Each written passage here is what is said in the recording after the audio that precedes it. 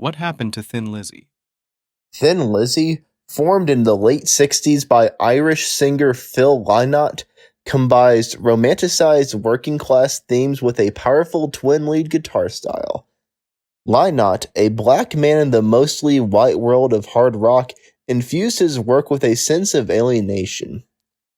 Despite occasional pretentious moments, Lynott's charisma made even misguided songs worthwhile to listen to. The band faced ups and downs, releasing albums like Thin Lizzy and Shades of a Blue Orphanage. Their cover of Whiskey in the Jar gained attention, but subsequent releases like Vagabonds of the Western World struggled to chart, leading to lost momentum.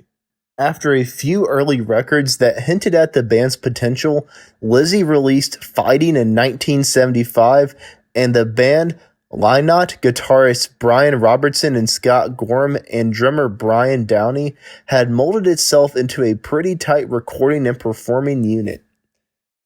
Lynott's thick, soulful vocals were the perfect vehicle for his tightly written melodic lines. Gorham and Robertson generally played lead lines in harmonic tandem, while Downey, a great drummer who had equal amounts of power and style, drove the engine. Lizzy's big break came with their next album, Jailbreak, and the record's first single, The Boys Are Back in Town. It is a tribute to the working-class guys letting loose. The song resembled similar odes by Bruce Springsteen, with the exception of the Who-like power chords in the chorus. With the support of radio and every frat boy in America, Boys became a huge hit, enough of a hit as to ensure record contracts and media attention for the next decade. The album also charted well on both sides of the Atlantic, reaching number 10 in the UK and number 18 in the US, and the follow-up single Jailbreak also performed well.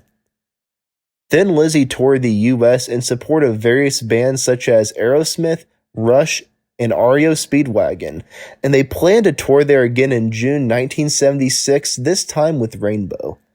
However, Lynott fell ill with hepatitis and the tour was cancelled, which set them back a few months. While Lynott was ill, he wrote most of the following album, Johnny the Fox. Thin Lizzy flew to Canada in May 1977 as a trio to record Bad Reputation, with Gorham handling all the guitar parts. With the band never being the toast of critics, Lizzy toured relentlessly, building a tenable reputation as a terrific live band, despite the lead guitar spot becoming a revolving door, with Eric Bell, Gary Moore, Brian Robertson, Snowy White, and John Sykes all standing next to Scott Gorham. The records came fast and furious, and despite attempts to repeat the formula that worked like a charm with Boys, Lynott began writing more ambitious songs and wrapping them up in vaguely articulated concept albums. The large fan base the band had built as a result of Boys turned into a smaller yet still enthusiastic bunch of hard rockers. Adding insult to injury was the rise of punk rock, which Lynott vigorously supported but made Lizzy look too traditional and too much like tired old rock stars. In 1978, Thin Lizzy released their first live album, Live and Dangerous. There is some disagreement over just how much of the album is actually recorded live. The producer of the record claimed that the only parts that were not overdubbed were the drums and the audience.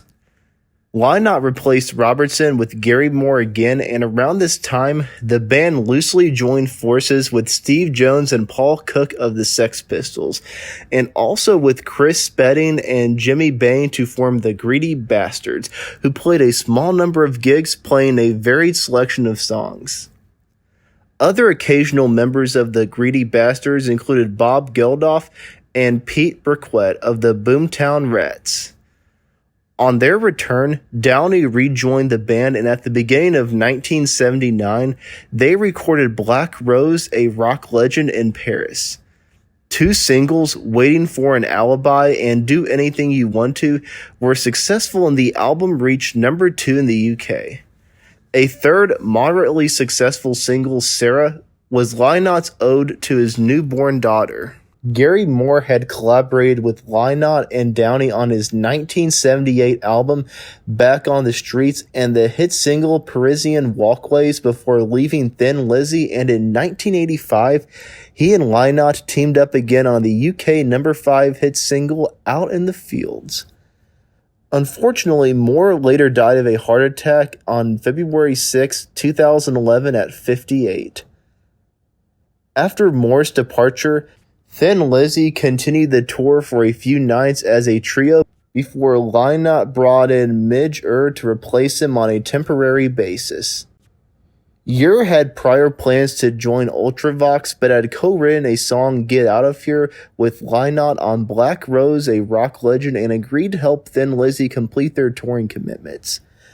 He also contributed guitar parts for the continuing saga of the Aging Orphans, a compilation album of remixed and overdubbed versions of Eric Bell era tracks. The tour was completed successfully, but the lineup now contained 2 temporary members, and Lynott was spending a lot of time on projects outside of Thin Lizzy, including composing and producing material for other bands, as well as putting together his first solo album, Solo in Soho. In the early 1980s, while Phil Lynott searched for a permanent guitarist for Thin Lizzy, the band worked on the album Chinatown. Snowy White was chosen over Dave Flett as the guitarist. Midge Ure, who was a temporary keyboard player, was replaced by Darren Morton. The single Chinatown reached number 21 in the UK, but Killer on the Loose faced controversy due to the Yorkshire Ripper case. In April 1981, the band released their first greatest hits album, The Adventures of Thin Lizzy. Despite its success, the single Trouble Boys performed poorly, leading to a title change for the upcoming album to Renegade. The band headlined the first ever Slane Castle concert in August 1981. Lynott's second solo album, the Philip Lynott Album, was delayed until 1982, while Renegade was released in November 1981. The single Hollywood Down on Your Luck didn't fare well either. Snowy White left and John Sykes joined for Thunder and Lightning, released in March 1983, which reached number 4 in the UK chart. The album was later released as Life in October 1983. The tour continued with singles like The Sun Goes Down, which reached number 52 in August. By the mid-80s, resembling the dinosaur that punk rock wanted to annihilate, Thin Lizzy called it a career. Before the end of 1983, Lynott formed a new band called Grand Slam, but they were never able to secure a contract with a record company and split by the beginning of 1985. Sykes and Downey initially agreed to be part of the band, but Sykes joined Whitesnake and Downey also changed his mind. Lynott recorded solo records that more explicitly examined issues of class and race, published a now out-of-print book of poetry, and unfortunately became a victim of his longtime abuse of heroin, cocaine, and alcohol, dying in 1986 at the age of 35. In 1999, Thin Lizzy reunited with a lineup featuring guitarist Scott Gorman and John Sykes and keyboardist Darren Wharton, which was rounded out by a journeyman rhythm section of bassist Marco Mendoza and drummer Tommy Aldridge. The quintet's ensuing European tour produced the live album One Night Only, which was released in the summer of 2000 to set the stage for a subsequent American concert tour. From 2000 to 2003, Thin Lizzy faced changes with members touring individually.